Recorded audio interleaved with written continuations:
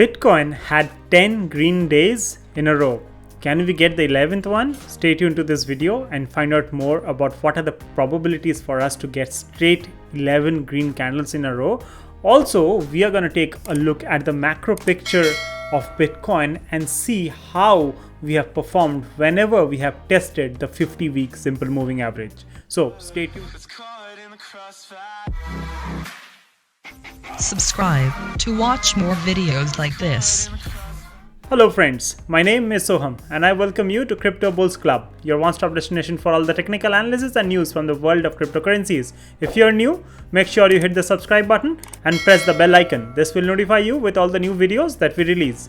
Also, if you'd like to discuss about Bitcoin or any other cryptocurrencies, head over to Telegram and join our family. The link for that is given in the descriptions below as well as in the pinned comments, and this is completely free of cost. Now let's jump on to the Bitcoin charts. So we are currently on the Bitcoin weekly chart, and here I would like to plot the simple moving average ribbon and show you how we have performed in the past whenever we had tested the 50-week simple moving average. Okay, so here as you can see we had tested the simple moving average. Let me change the colors a little bit. Let me make it green, and yeah, let me do away with the 200 week and the 100 week. Okay. So here as you can see we have tested the 50-week simple moving average, right? In the past also, whenever we have tested this 50-week simple moving average, we will try to analyze how Bitcoin has performed in those scenarios. Okay, so the first time, or rather the last time we had tested this 50-week simple moving average after coming from the top was back in 2019. Okay, and how did Bitcoin perform? We came from a high of approximately 13,900 and we tested the 50-week simple moving average there and we got a pump. How much was this pump? This is very, very interesting. The pump from the bottom was approximately to the top was 66%. Okay, keep this in mind. We'll come to this later. Now let's see when was the earlier time when we had tested the simple moving average, the 50-week simple moving average, and that was back in 2018. So from where we made a high of about 20,000 and we came down to these lows of about $7,000 or so, and we got a pump. And how much was this pump? This pump was approximately another 56 to 60%. Okay, do you see a pattern there? Right. Here is one more scenario. This is in 2013, wherein we made the high of about $1,250 or so and we got a correction to the 50-week simple moving average. Okay, the simple moving average, from the 50-week simple moving average, we got a pump of approximately 100%, right? So these are the three data points that we have. Okay, and now let's see how much percentage have we increased from the bottom we made below the 50-week simple moving average. Okay, and the bottom we made below the 50-week simple moving average was approximately about $28,750, right? So let's assume, let's take a calculation from here and take it to approximately 60%, right? Where is the 60% putting us? The 60% is putting us approximately at about the $46,000 mark, $46,500 mark. Okay, why I took 60%? Let's approximate the average. Also, one more important thing is the time frame. How much time did it take us, right? So from here, let's measure the time as well. It took us here 56 days, and here it also took us about approximately about 35 days, and back here in 2013 it took us almost about another 56 days. Okay, so let's assume it takes us about 50 days, right? So currently we are at about 35 days already and we are still about 43-44% from the bottom, right? So if you have to go about 60% or so, let's assume that it takes us 56 to 60 days. Okay, and where does it comes to? So it comes to the week of 16th of August actually, right? So this is the time frame that we have considered. The time frame is approximately about 56 to 60 days, and this is based on the historical data that tells us this was around 35 days, this was again around 60 days, and previously it was around 100 days or so. So if we are assuming that it may take us around 56 or 60 days, that is where we are going. Now the important aspect is, from these highs, how much have we corrected by? And this is very, very important, right?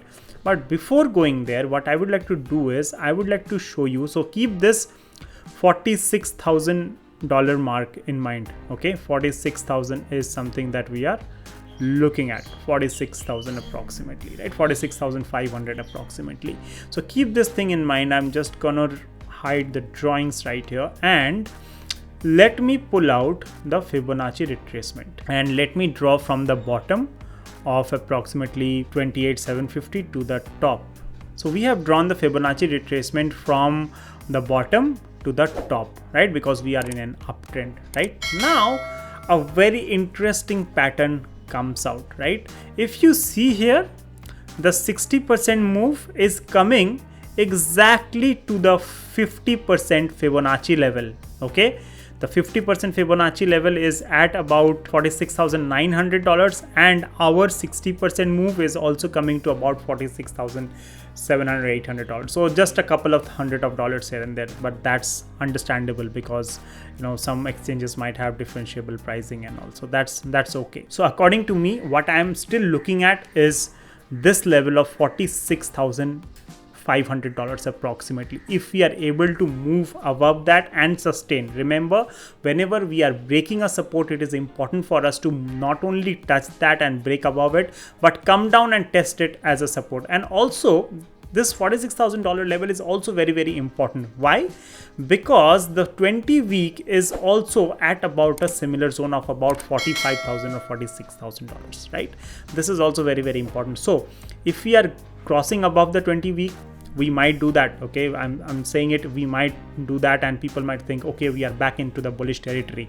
But for us to confirm the bullish territory, we need to come down and treat the 20 week as a support, and that is very, very important, right? Now let's measure how much downfall did we have in the past cycles. Whenever we tested this 50-week simple moving average, we came up and we corrected. So the last time we did that was back here in 2020, and let's measure the correction.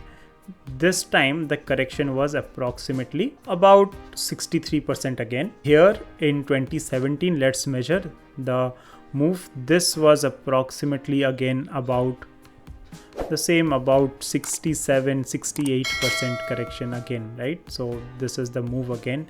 And in 2013, let us do a measurement. How much did we correct by? So in 2013, we corrected by approximately 75 to 80%. So in 2013, we had a higher jump and a correction was also higher as well, right? So what we can expect now? What we can expect is, if let's say we get approximately 60% correction, right? Not from the local top that we are having currently, no, from the $46,500 level, okay, where we could be heading. That is very, very important. So let us go to 46,500 approximately. Yeah, 46,600, that's okay. And from there we take a 60% correction, right? A 60% correction from there will take us all the way down to $18,000. Okay, that is pretty interesting. And let's get the number of days it took us. It took us about 200 days here in 2017, but as we know, it was a bear market. So as for the number of days here, we are not sure, because we are still assuming that we are not into a bear market, right? Into full throttled bear market for 3 years. I still believe this is a short tenure of about 6 months or a year, and we'll get a bounce within that period again. So the important factor is the percentage. And if I again draw the Fibonacci retracement from this level, let me do that. And can you see where is this coming to? This is coming exactly to the 27.2% Fibonacci. So these two numbers are extremely, extremely important, right? On the top, It is a 50% Fibonacci, about 46,600, 46,500, and on the bottom side it is about 18,000. So people are still asking me whether we can head over to 20,000. I still think that nothing much has changed for Bitcoin unless and until we are breaking above the 20-week simple moving average and treating it as a support. That is very, very important. Now I would like to show you the Gaussian channel and see what are some of the similarities in the Gaussian channel from the past. Again, these are just my observations. I am neither bullish nor bearish on Bitcoin. To be honest, for the last 15 odd days, neither I nor have our premium members taken much of any trades, right? So we are just observing the market, how it is going to perform. And it's okay sometimes to see the market from the sidelines, right? It's not that you have to trade in every single, pump or dump, right? So we are observing the market and how it performs, right? So let's get the Gaussian channel first. So we tested the Gaussian channel as we have mentioned in our earlier videos as well. Okay, let us make this the line graph first. Okay, so we tested the Gaussian channel, we got a bounce. Perfect. Let's see how we have done in the past. Here again, we tested the Gaussian channel, we went above it, again came down. Similar thing could be said about 2019 as well, when we tested, went up, tested the median line, then went up again, and then came to the bottom of this Gaussian channel. Let's see how in 2013 we did, or 2014, right? In 2014 we came down, we tested the top of the Gaussian channel, we went up, we came down to the bottom again. So this pattern is getting copied like to the T, right? Because we tested the Gaussian channel, we are moving up.